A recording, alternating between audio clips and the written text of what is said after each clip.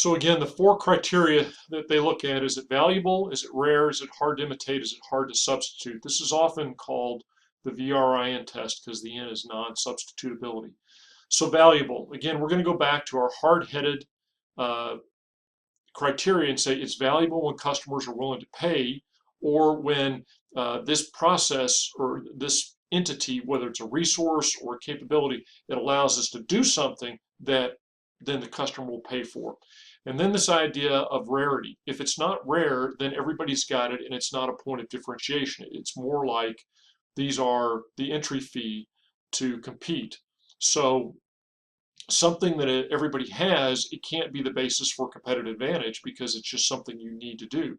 Now, if you were to do it particularly better, then it would start to become rare. But if you're doing it just like everybody else, you have the same resources as everybody else, it's not rare. And so let's talk some real world business examples. Let's go back in time about 5 years when Blockbuster still existed. Actually, probably closer to 10 years when Blockbuster and Netflix were really going at it. And Netflix, instead of a streaming service, was mailing the physical DVDs. So obviously Netflix has a leg up in this market and they're kind of pounding Blockbuster, and Blockbuster's trying to fight back. And Blockbuster says, we are now going to basically interweave our physical stores and our mail DVD operations such that you can bring a physical DVD in and turn it into the store, and it's just like mailing it back to us. And you can check out DVDs just like with the service. So the physical store just becomes a part of the mail order stuff. And I honestly thought that's going to work really well. And this is something that could be a competitive advantage for Blockbuster because they have all these resources, these assets called physical stores that are going to allow people to more quickly exchange the videos. Well, we know how that one ended. Blockbuster didn't make it. And to be honest with you, I'm not sure why that wasn't more effective. I'm not sure if it was that Blockbuster just executed it very poorly. But in theory, that's, it sounded to me as a Netflix user, I would have kind of liked that where you could just turn your video in and get another one on the spot. And so I thought that was leveraging a valuable resource for Blockbuster, that was their physical stores. And vis-a-vis their battle with Netflix, it was rare. Netflix didn't have the physical stores to go back on. So didn't pan out that way. So the next issue becomes the real key is it hard to imitate? Because if something's hard to imitate, or I'm sorry, easy to imitate, it's not going to last very long. And the best example of that was many decades ago, American Airlines launched this brand new, highly innovative thing called a frequent flyer program. So that was a first. It was the first time that anybody could get credit for the miles they'd flown, and obviously it appealed to frequent travelers. Well, how hard was it for the other airlines to copy it? Not at all. And probably within 12 months, after they'd seen it was successful and working for American, all the other companies did copy it, and it quickly goes from being a source of competitive advantage, no longer rare, so now it's a source of competitive parity. So the first way something can be difficult is if it's difficult to imitate is if it's just physically unique. There's only so much beachfront property in Waikiki Beach. There's only so many corner lots at key intersections where commerce is good. And so that part of physical uniqueness can make something hard to imitate. The next is path dependency. This is where history matters. In other words, you can't get from point A to point B very quickly. These are things like brand reputations, relationships, but also it can be something where a piece of property, for example, develops value. In my undergraduate class, I illustrate this. I flash up a corner of what's called the Amen Corner at Augusta National Golf Course. It's very famous for the U.S. Golfing tournament called the Masters. And the Amen Corner is famous. Now, is it physically unique? No. There's lots of swampland with pine trees in Georgia to build a golf course. But the history of the Masters having been played there for all those years makes that a very valuable piece of property. There's only like 400 members of the Augusta National or the Augusta Club where the Masters are played, and yet it is one of the hardest rounds of golf to land because everybody wants to play at Augusta National because that's where the Masters is played. Because it's a great golf course? No, because it's where so many great golfers have won championships. So it's that idea you could physically replicate the layout of the Augusta National very easily, but you can't put the history into it.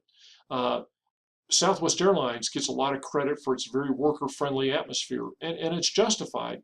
But it also reflects the time that when Southwest was formed was not a time when labor unions were very strong, versus when a lot of the legacy airlines it was competing against, Northwest, American, and the like, they had legacy union relations that the airline was just formed at a time when unions were very strong and very adversarial. The next is causal ambiguity. And that simply means the cause is not obvious. And that will last only so long as nobody leaves from your organization and goes to a competitor. This is one that's true, but it's pretty hard for me to give you an example of this. You will see, however, that many small businesses are very careful about sharing information about what they do because they want to make sure they think they've got a secret, they don't want to give it away. And lastly is the idea of social complexity. And that simply says human beings are involved. So this is your relationships with your suppliers and your customers. It's the relationships within your organization and the culture. Anytime humans are involved, things are socially complex. And you can see that's why when you go down that list is why we talk about intangibles are easier to contribute, because you can see how intangibles would be harder to imitate. But we'll talk in class sometimes that the tangible resources can be hard to imitate. The last criteria is this idea of non-substitutability.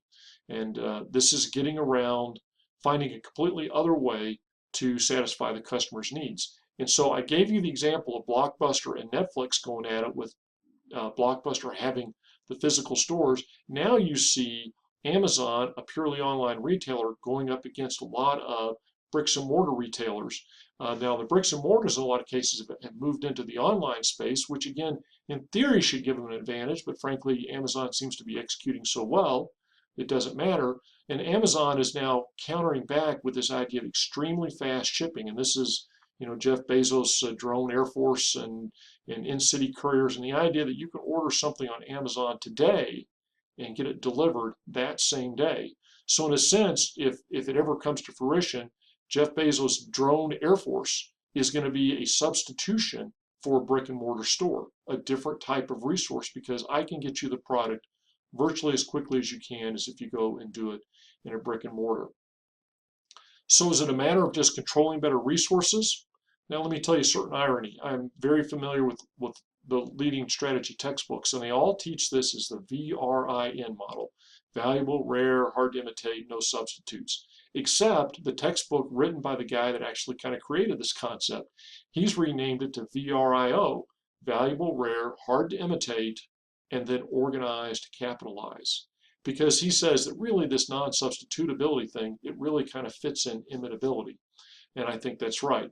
So now let me tell you a little bit of a story about a research paper that I did. I'm a huge football fan, American football fan, and prior to 1994 was an era when players could not move from team to team at their own will.